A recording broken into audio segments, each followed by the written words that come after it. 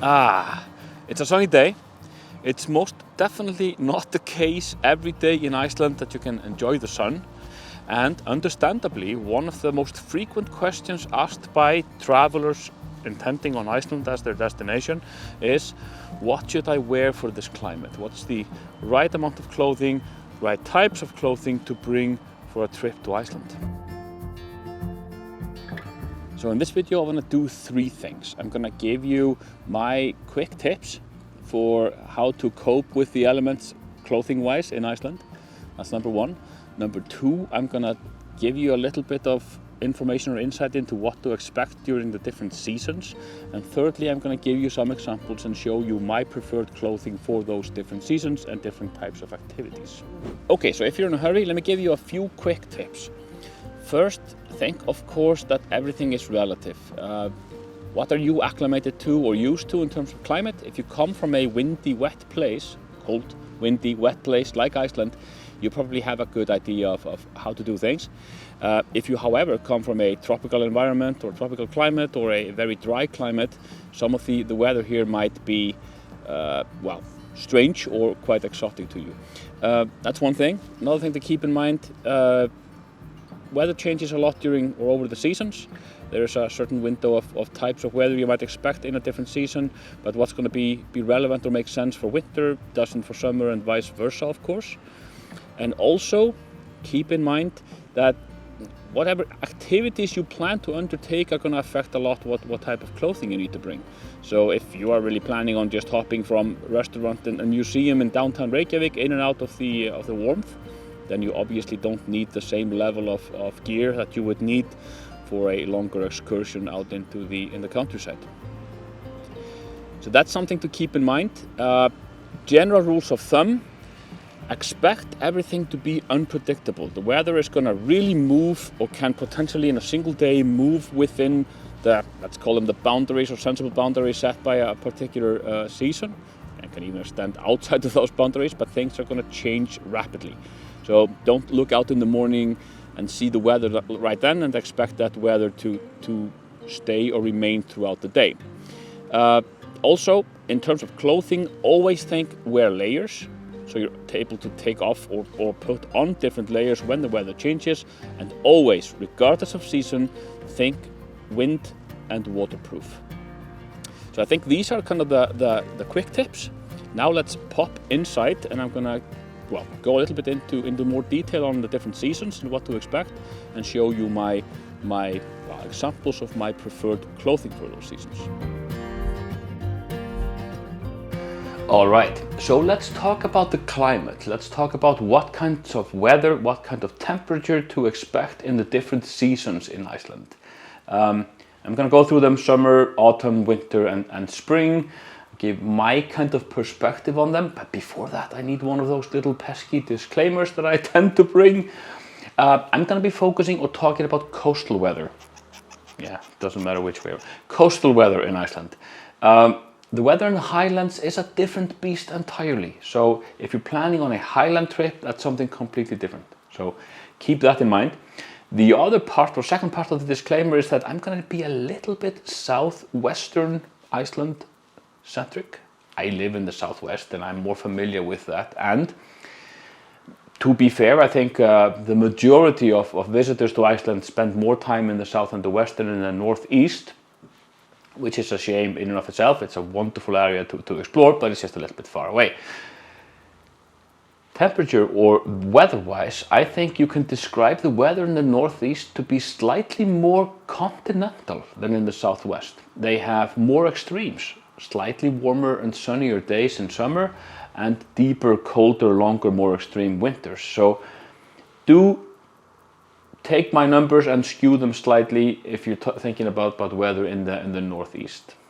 Okay, so let's look at the seasons. Now we need to define the span of the seasons, because I think the seasons in Iceland are slightly, we have longer winters and very short springs and autumns.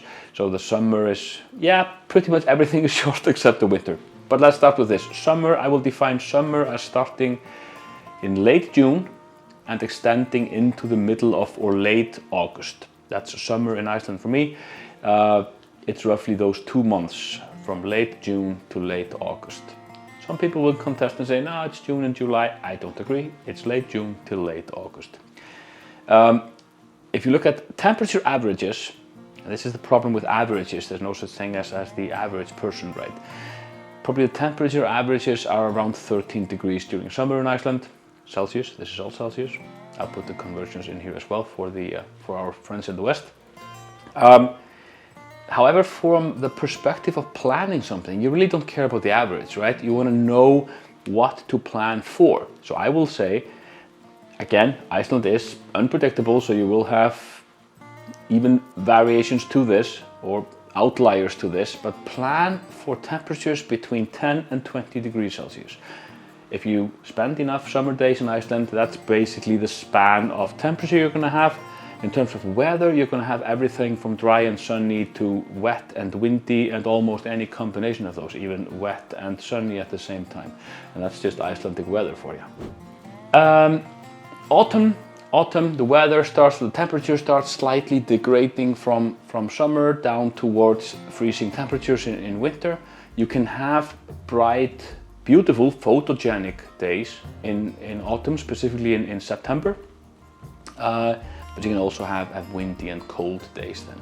And it starts usually picking up, the rainstorms usually start picking up somewhere in September or October, even to such a degree that I find October probably my least favorite month of the year in the country, just from my own personal perspective. And it really is just September and October. I will say September and October are our autumn months. Once you hit November, you're already into winter and you can start expecting those harsher winter conditions. Now, winter in Iceland might not be as extreme in terms of extreme cold as in, let's say, northern Canada or in Russia, or basically places that share this global, I can never remember which is latitude and which is longitude, but you know what I mean, hopefully. We don't have those extreme numbers, but we do have wind chill, and we do have a lot of storms, snowstorms, rainstorms, storms, just think storms in winter time. So, like I mentioned when we were outdoors earlier today, really the key always is think wind and waterproof, regardless of season. Now winter starts in November and it continues on and on and on and on until spring, which I would say starts in late April, May even. This is probably a mistake which can easily be made by, well, for instance, friends in continental Europe, where spring really starts somewhere in February in many areas. Really the temperature starts popping up and they can see beautiful warm days already in February. Not in Iceland. In around Easter time we are still in very early spring in Iceland. Trees are going to be barren. Grass is if visible at all for the snow cover, is still yellow and everything is still kind of in winter hibernation mode. Spring can also be a little bit, I mean this is redundant, right? I'm saying can also be rainy and windy. Any season can be rainy and windy in Iceland. And yes, did I mention bring water and wind-proof clothing. All right, now what everybody has been waiting for, the fashion show. Let's have a look at my wardrobe, or let's at least have a look at the outdoors clothing that I use for my time spent outdoors. Before I begin, this wouldn't be a section of a video without a disclaimer. This one is slightly different. You're gonna see when we go through my clothes, I'm looking at my heap over there. You can see when we go through these things, the Icelandic brand Icewear popping up quite a lot. I want to emphasize and be completely clear. This is not a sponsored video and I am in no way affiliated to them. I just personally happen to like the brand. I personally find it hitting a nice kind of value for money mark for me. There are probably higher quality brands out there, but they're also a lot more expensive. And this hits the sweet spot for me. So I can personally recommend them and I just tend to buy a lot of them. So it's not a sponsored video and they have not been in touch with me. But maybe they should.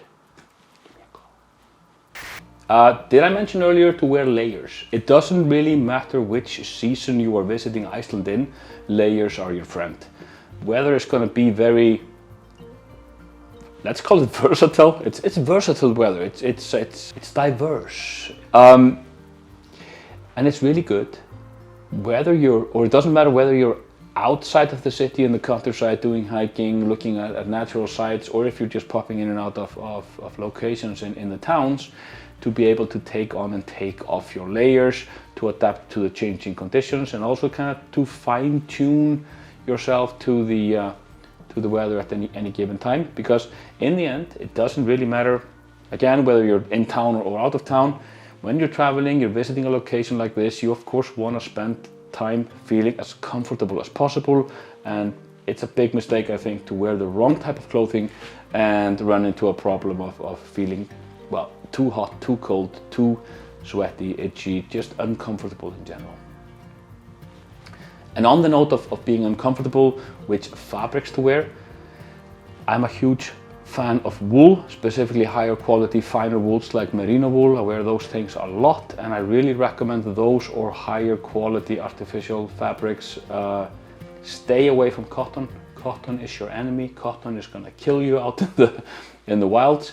You're gonna exercise or move or break a sweat in cotton, and it's just gonna feel damp and cold and uncomfortable, and it's gonna rub against and just harm you if you're hiking and doing those things. So go for wool, go for a fleece, go for these kind of more comfortable outdoors materials or fabrics. I was mentioning base layers, right? It doesn't really matter which season we're talking about. I almost always, specifically if I'm doing something, but also just every day, I'm wearing a merino wool base layer. I have on a black merino wool t-shirt at the moment from, I think, Smartwool. It's not from Iceland. Very comfortable, very nice. Has that same quality that silk tends to have. At least for me, it kind of cools me if it's too warm. It warms me if it's too cold. It just regulates my body temperature. Breathes perfectly. Has, you know, antibacterial properties and all these things. I really love merino wool. So in summertime, I'm wearing these t-shirts. If I'm out and about in autumn, spring, I might have a long-sleeved one. If we're talking really winter, I'm gonna go deeper into heavier woolen undergarments, but that's a different story. A nice woolen undergarment generally is my preferred inner layer of choice. Anyway, my inner layer of choice. Now, focusing on the torso first. On top of that, building on top of that, of course, based on the weather. In summertime for me, I mean, it might be warm for me and I might just be wearing a t-shirt and shorts, so I'm just going to stick to that t-shirt, nothing else. But if I need to warm up a little bit more, I like a layer like this one, the one that I'm wearing currently. This one is cheating a little bit. I know I've worn this in quite a few videos and I wear this a lot, and I like this when I'm out and about. It looks like a traditional Icelandic woolen sweater. It's not. It's icewear again, but this is a bit fake. It has the pattern, but this is a thinner, lighter, again, merino wool version of an Icelandic sweater. So it's not that Icelandic lopi, the type of wool we use. This is lighter, nicer for outdoorsy activities in my perspective, because it doesn't puff up as much as those other ones.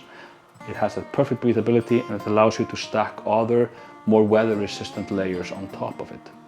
And speaking of those more weather-resistant layers, if it's slightly too cold to wear only this, I might add one of those, either these Primaloft, or this is actually a woolen-filled vest. I like these vests to kind of add a little bit of extra thermal layering on top. If that doesn't suffice, or I want to cover my arms as well, I have that in a different variant, which is this very light jacket, typical Primaloft jacket. This is, again, though, my particular one is wool filled. I have a Primaloft one as well, but I like this one more. This is still also icewear.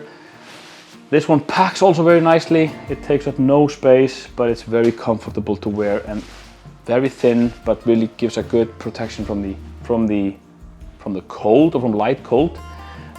Slight protection from wind and water as well. But if we're talking about the really windy or watery, rainy situations, then of course you want to go for proper protection in that area. Now I use a 3-layer shell jacket like this one. A 2-layer one will suffice. Definitely, they get quite expensive when you go into these technical 3-layer ones. These are high-tech materials. They breathe perfectly well, but are water and wind resistant. These are not supposed to be or meant to be your thermal layer. You need to wear something on the inside to keep you warm, but these are stopping the outside elements from reaching you. Again, a lighter 2-layer jacket, either more focused on wind or water, will definitely do in most cases. You don't need to invest in this if you don't have it. But do stay away from raincoats in general. They breathe very poorly and will make you feel uncomfortable if it's a little bit too warm, or even if it's cold and you just sweat a little bit in them. Now for really heavy winter weather, I still wear these things. I still, often if I'm doing hiking for instance, I'm just gonna pack on this one, maybe even a thinner vest. I have a slightly thinner vest which is also wool filled, also icewear, which I might even pack on top of this one, and then put the orange technical 3-layer jacket on top of that, and that basically is enough for me in all but the most severe winter weathers here. I do have though this heavier parka, this one here. It's great for kind of lower intensity activities, just going out and about in winter storms, really extreme severe weather in that case. It's hopeless if it's raining, but if it's just cold, blizzard, those things, it's perfect because it's like wearing a spacesuit. You can put it on, wear almost nothing underneath, and you're gonna be able to endure minus 20 degrees easily. But again, it's not good for heavy activities. That was the torso. Let's move on to the legs. We can't really move around without using our legs, can we? I am an absolutely huge fan of light hiking trousers like these. These are again icewear. These are really nice. They are moderately thin. They're elastic. They're water resistant. They're quick dry. They even have zip-off sleeves. These are not sleeves, right? They're zip-off pant legs. Anyway, they can zip off. The lower half of the legs can zip off, so you can turn them into shorts. They're slightly elastic. They're just extremely comfortable to wear. And these are my go-to things if I'm out and about hiking or doing things, and I even just like to wear them day in, day out because they're so darn comfortable. This is gonna be my major article of leg clothing year out. I don't have problems with my legs getting cold in general, but if I have really cold days, then I am gonna skip my merino t-shirt or undergarment, and beneath this thing I'm gonna actually wear this full set of woolen underclothes, long johns, I don't know what you call these, and a long-sleeved woolen shirt. Something like the Norwegian Janus brand, for instance, is absolutely perfect for this. Pricey, but extremely high quality. Wearing these things, I used to think as a kid that these were extremely uncomfortable, probably because I didn't have good quality ones. If you have quality ones, you don't feel that they're there. They're just going to make you extremely comfortable. If it's high quality wool, it's going to be breathable. It's not going to get in the way, and it's just going to make you feel a lot more comfortable throughout your day of activities. Even in the cold, with the wool underneath, I wear hiking pants like these, hiking trousers like these on top. Sorry, I think pants means something else in some parts of the English-speaking world. We use those interchangeably. We're bastardizing the English language, I realize that. I have a few of these. These are icewear. I have some, I've tried Fjellrad and just some of these other things. Just any quality light hiking trousers are really my go-to thing. And I'm not gonna put anything on top of those unless it's gonna be really stormy. If it's gonna be raining and windy at the same time, and I'm gonna have rain beating my legs sideways, then I'm gonna put on something like this on top. This is a 2-layer wind and water resistant, breathable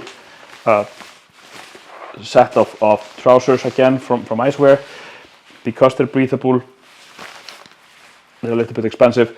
You can go further. You can have a 3-layer heavier trouser, which is gonna provide more of a overall protection from the elements, but I just don't find that I need those so often, so I just wear these. But I know mileage varies here, and a lot of people like to wear heavier trousers in wintertime specifically. All right, that's the torso and the legs out of the way. Let's look at the extremities, the head, the hands, and the legs. I'm going to start with this one. This is a huge, I love this thing. This is a huge favorite article of mine.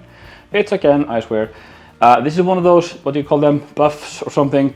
One of those just cylindrical things. It's slightly elastic. It's like 80% merino wool, 20% something elastic. This is a complete lifesaver. It replaces a scarf for me entirely. It's warm enough to use instead of a scarf. Can put it on my top of my head. Doesn't look fantastic, but you know, protects me from the elements. I've even kind of used it to warm my hands when need be. This is always in my bag if I'm out hiking. Use it probably 50% of the time if we're not talking summertime. But it's so good to have with me, and I've used it so much. Again, it's a little bit expensive because of the materials, but definitely worth it for me because I use it so much. And it's a completely different thing than one of those crappier fabric, similar things which are of no use compared to this. On my head in wintertime, I like to have a good beanie.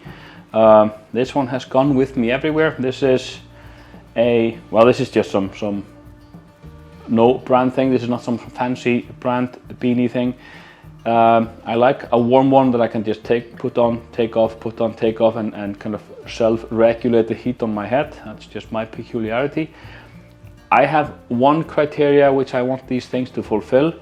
I like it to be a woolen one, but I want it to be insulated. I want it to have an insulation. This one has a fleece inner layer, because otherwise you put it on top of your head, it's going to stretch out, and the holes in the fabric are just going to let the wind all through to cool down your head, which I do not like.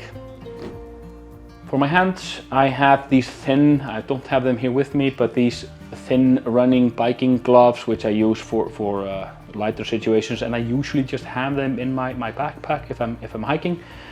I also have these medium gloves. These are actually photography gloves from Valeret, which is a Norwegian brand photography, because they're like hunting gloves. They have these holes for the fingers. Quite nice. I usually have on colder days, I have at least with me these chemical warming pouches, which I can put inside the palm in my gloves to turn basically these medium gloves into quite warm ones. If that doesn't suffice, I also have heavier skiing gloves with me for the really cold days, and I might even add a chemical pouch into the palm here as well to just experience tropical bliss on my hands. Now for your feet, that really depends on your activity. So, I mean, you don't want to bring heavy hiking boots if you're just going to stay in town, but if you're going to go on longer hikes, if you're going to do so in dubious elements, which is, you know, Icelandic elements, I recommend proper hiking boots, something which is something which is waterproof and can kind of cope with harsher terrain and harsher paths, because you're not always going to be on easily trodden paths. Walking through lava fields, for instance, is going to do damage to soft shoes. So I recommend really thinking about engaging your footwear based on the activity level you're going to undertake, rather than the climate or the season so much. But it's always good to bring good hiking socks. I like smart wool, thin, comfortable hiking socks, which are really going to take care of your feet, making sure you're not going to rub uncomfortably against your shoes or get too hot or cold. Footwear aside, I recommend having something like this. Some easy street crampons. These are my running yak tracks. I have a walking version somewhere there as well as heavier crampons for the mountain. But having something like these, even just in town in Iceland in wintertime, can be a lifesaver and can make getting around town so much easier and enjoyable, because conditions here can be really icy and it can be a treacherous thing to just walk from one building to another in the middle of winter. All right, I hope this helped someone. Hope it wasn't too chaotic running from one piece of the body to another rather than focusing on a particular season. If you have questions, if there's something that I skipped or missed that you would really like to get clarified, just pop them in the comments below. I'd be very happy to try to answer anything and help you out. Hope it helped someone. I think I said that already. I'm repeating myself. So thanks for watching. I'll see you in the next video.